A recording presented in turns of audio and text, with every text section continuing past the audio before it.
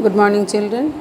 So, open type style we have discussed, or it is also called hollow style. Now, solid style, it is common in die-cuts. So, one difference we have got between the hollow style and solid style. It is characterized by the presence of central core of elongated, highly specialized cells.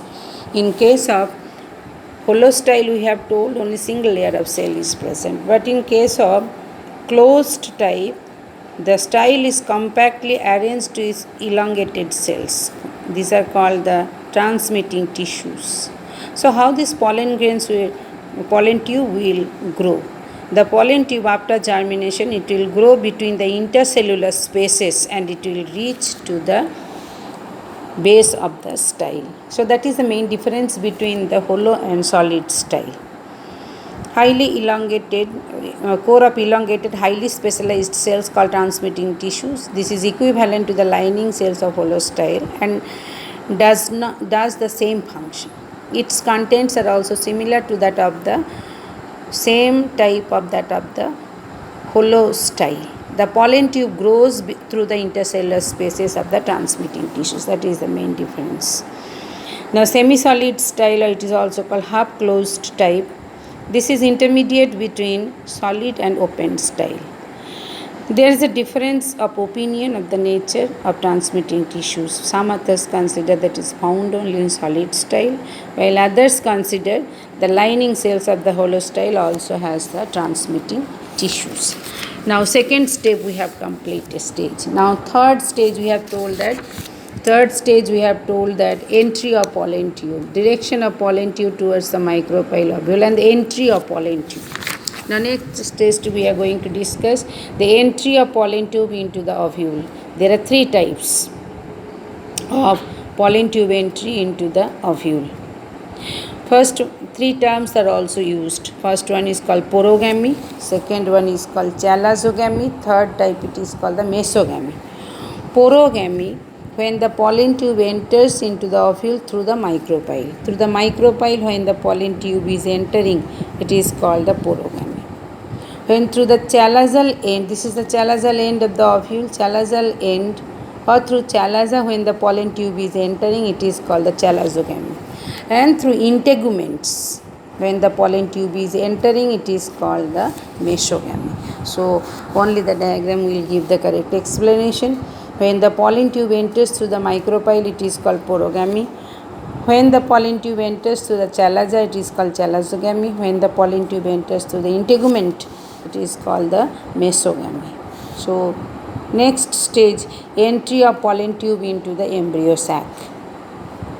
Ovule it has entered, but embryo sac, whatever may be, chalazogamy, porogamy or the mesogamy, that's why first sentence is, irrespective of the place of entry of pollen tube into the ovule, it enters into the embryo sac at the micropylar end. Ultimately, through the micropyle, it will enter into the embryo sac. The pollen enters into the embryo sac directly into one of the synergids. We know through the in the micropylar end, there are three cells are present. The two are synergids, and the central one is the egg. So, the growth of the pollen tubes to the ovary, ovule, and embryo sac is due to the presence of chemotropic substance. The pollen tube, after traveling the whole length of the style, enters into the embryo, ovary or locule, where it is guided towards the micropyle of the ovule by a structure is called the obturator. After reaching the embryo sac, a pore is formed at the tip of the pollen tube and pollen tube apex or just behind the apex, and the content of the pollen tube, that means two male gametes, vegetative nucleus and cytoplasm, are discharged into the synergids into which the pollen tube enters. So, out of two synergids, only one synergid the pollen tube will enter, and through the pores of the pollen tube, all the materials, two male gametes, vegetative nucleus, cytoplasm will be discharged into which pollen tube enters. The pollen tube does not grow beyond it in the embryo sac. The tube nucleus then disorganizes and the two male gametes will be functioning afterwards. zygotes. Now next one, double fertilization and triple fusion. S.G. Nawasin and Guignard in 1898 and 1899 observed in Lilium and Fritillaria, name of these plants, that both the male gametes released from the male gametophyte or the pollen tube are involved in the fertilization. They fertilize two different components of the embryo sac. As both the male gametes are involved in fertilization, the phenomenon is called the double fertilization and is unique in angiosperms. One of the male gamete fuses with the egg nucleus, which is called syngamy, and the other male gamete fuses with the secondary nucleus, which is called the triple fusion.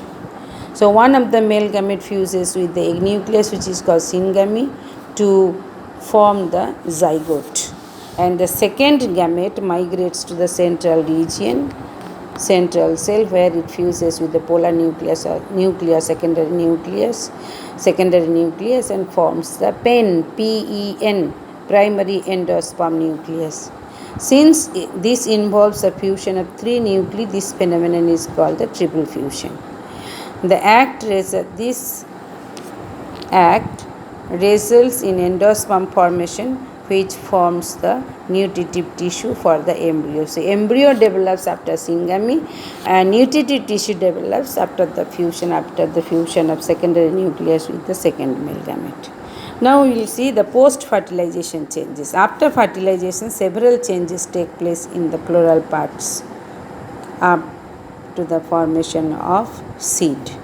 The events after fertilization, the endosperm, embryo development, formation of seed, fruits, are called the post-fertilization changes. So what do we mean by post-fertilization changes? The events after fertilization, the formation of all these things, that means endosperm formation, embryo development, formation of seed, fruits, are called the post-fertilization changes. Now next part we are going to discuss about the endosperm. Before that, we have to see this column. Parts before fertilization: sepals, petals, stamens, style, stigma. They usually wither, fall off. Wither means dry and fall off. Ovary after fertilization gives rise to fruit. Already we know few things.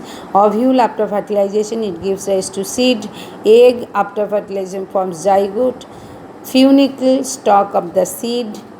Micropyle, ovule, micropyle of the seed, which helps to absorb water and uptake water and facilitates oxygen, enters oxygen also. Nucellus, it forms a perisperm.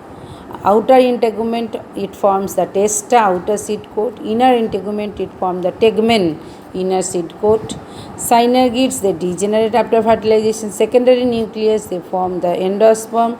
Antipodal cells also, they degenerate. These are the post-fertilization changes can be seen inside the ovule. Now, endosperm. Primary endosperm nucleus after fertilization of the secondary nucleus divides immediately after fertilization, but before the zygote starts to divide into an endosperm.